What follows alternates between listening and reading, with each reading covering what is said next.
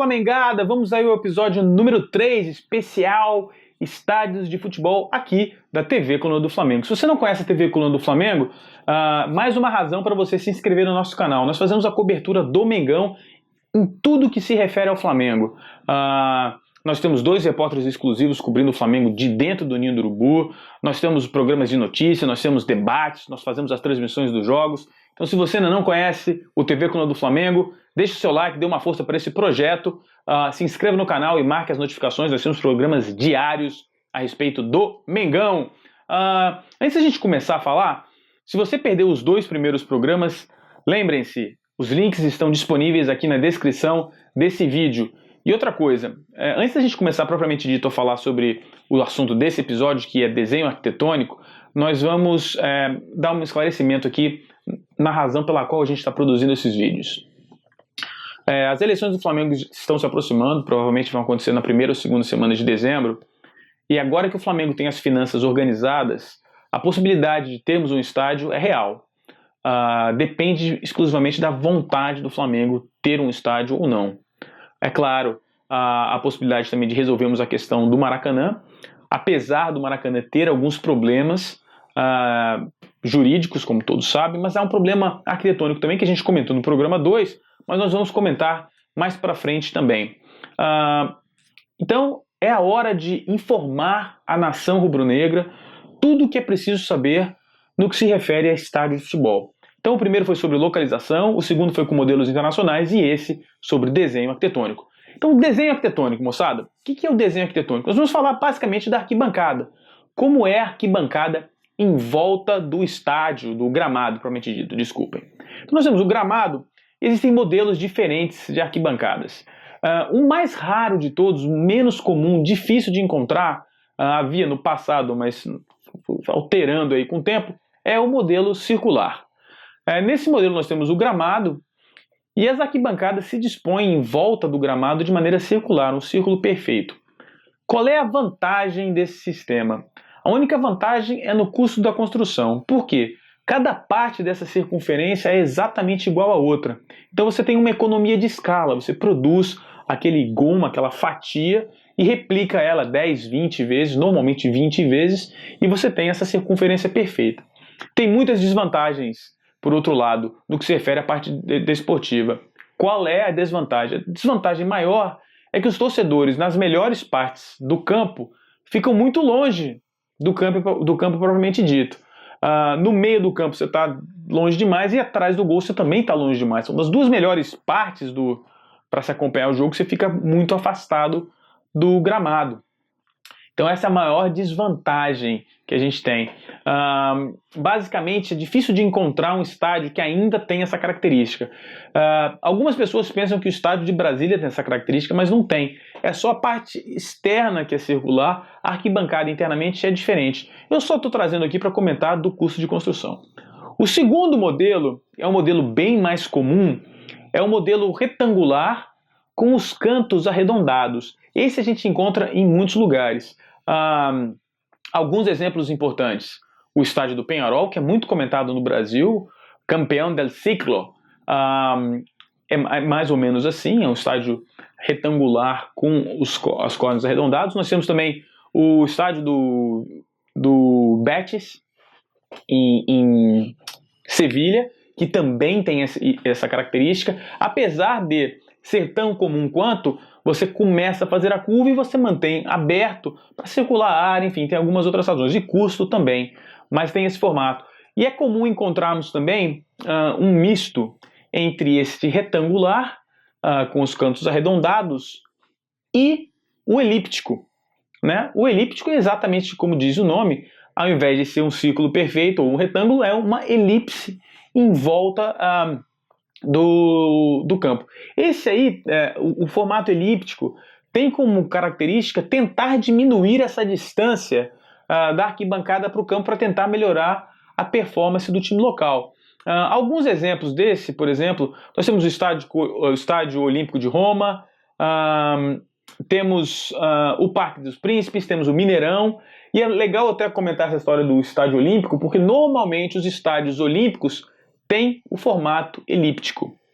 Por quê? Por causa da pista de atletismo em volta do gramado. Então os estádios olímpicos normalmente têm essa característica, e se tiverem essa característica, aí fica mais complicado, porque além de ser uma curva propriamente dita, né, não é retinho, não é colado no gramado, você ainda tem a pista de atletismo afastando ainda mais do gramado. Então é muito complicado, não é a melhor maneira de se assistir. E finalmente, nós temos um outro formato, que é o formato reto, cujas arquibancadas são retas e paralelas às linhas do gramado, tanto as linhas de fundo quanto as linhas laterais. No que se refere a custo, nós temos um custo bastante barato, bastante competitivo, e com relação à característica desportiva também, porque é possível dispormos as arquibancadas a uma distância muito curta do gramado, aumentando a pressão no time adversário e, claro, o incentivo ao time da casa. Então, em termos de disposição, essa é a melhor. Algumas pessoas podem perguntar, então por que todos os estádios não são desta maneira? Bom, há algumas características importantes que a gente precisa falar. Uma das razões é a seguinte: não basta a proximidade do gramado, mas também um espaço sob a arquibancada. Se o clube precisa de alguma infraestrutura embaixo da arquibancada, por exemplo, não sei, lojas, vestiários, a parte administrativa, é possível que esse desenho arquitetônico não possibilite muito espaço, justamente por aquilo que eu falei. Agora, se o time já tem a sede, é muito provável que os times optem por esse tipo de sistema.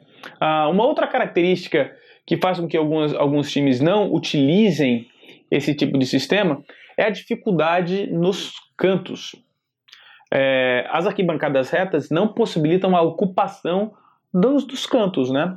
Então há duas possibilidades. No caso do campo do Borussia, o campo do Borussia não parece, você olhando por cima, você pensa que trata-se de um retangular com os cantos arredondados, mas não é. Na verdade é um estádio cujas arquibancadas são horizontais, são retas, são paralelas ao campo, são retas, mas o Borussia, em uma das renovações do estádio, ocupou as áreas entre os espaços das arquibancadas retas com uma linha diagonal, como vocês estão vendo aqui do lado. Então aqui do lado você pode ver como é essa ocupação. Outra possibilidade é colocando 4 torres, e esse é o desenho mais barato possível. Tem 4 torres, essas torres podem servir para circulação, pode servir para camarotes, e talvez seja a melhor maneira, a maneira mais barata de se ter ambos, se ter um custo-benefício e um benefício esportivo dentro de todas as opções.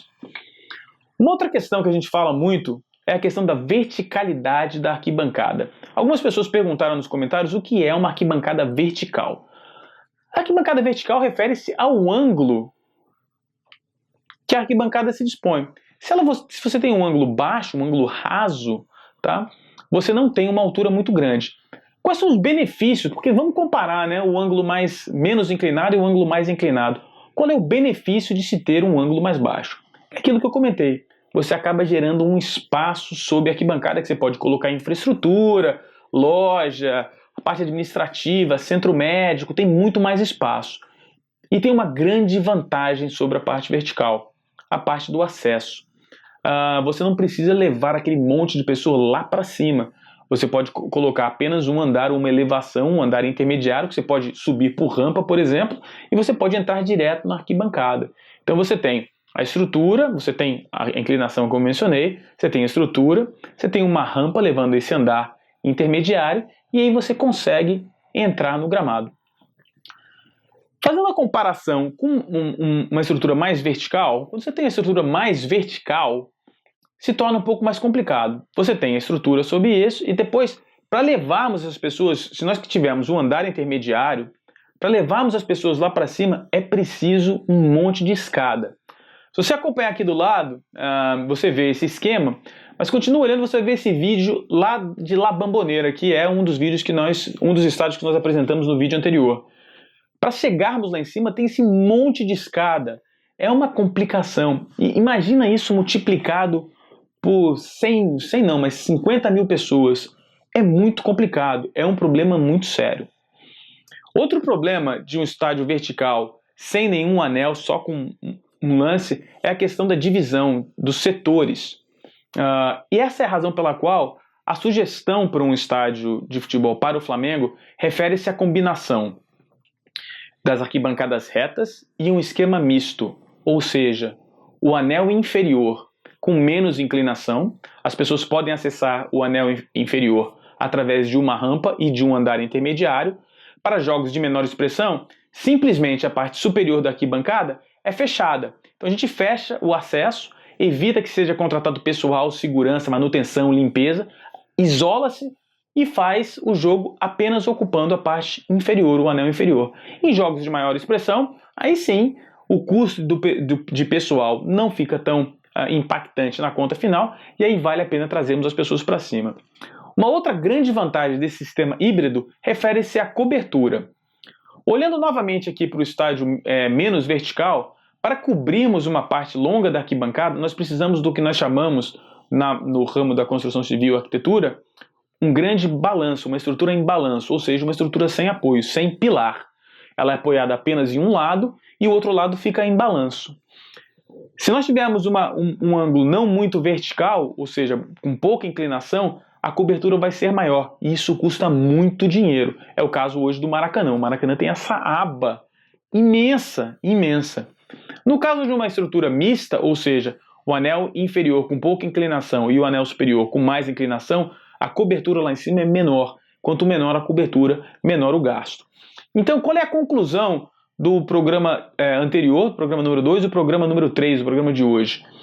Olhando para todos esses exemplos internacionais que a gente mostrou e mais um monte que a gente não colocou aqui hoje, a gente chegou à seguinte conclusão. O melhor desenho arquitetônico para o Flamengo em termos de custo, é claro, depende da localização, a gente pode ter um terreno inclinado, aí a gente usa a inclinação do terreno, tem outras variáveis.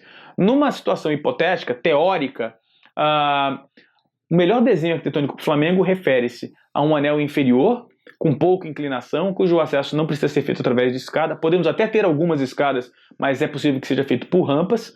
Acessa-se o nível inferior, e aí sim, o anel superior bastante vertical, trazendo as pessoas para dentro do campo, e aí sim com escadas, enfim, com os problemas referentes ao desenho vertical. Então é isso, moçada, por hoje. Fique ligado, semana que vem tem mais, semana que vem é mais bacana ainda, nós vamos falar sobre viabilidade do negócio e como a gente põe junto e como a gente estrutura esse negócio financeiramente para a gente ter o estádio do Flamengo, moçada. Muito obrigado por você ter acompanhado aí, não se esqueça de antes de sair deixar seu like, se você não é inscrito, se inscreva no canal, visite aí o nosso canal, veja os milhões de vídeos que a gente tem com uma cobertura bastante completa do Flamengo, faça parte dessa família, obrigado pela sua atenção. Nos vemos aqui na TV Coluna do Flamengo.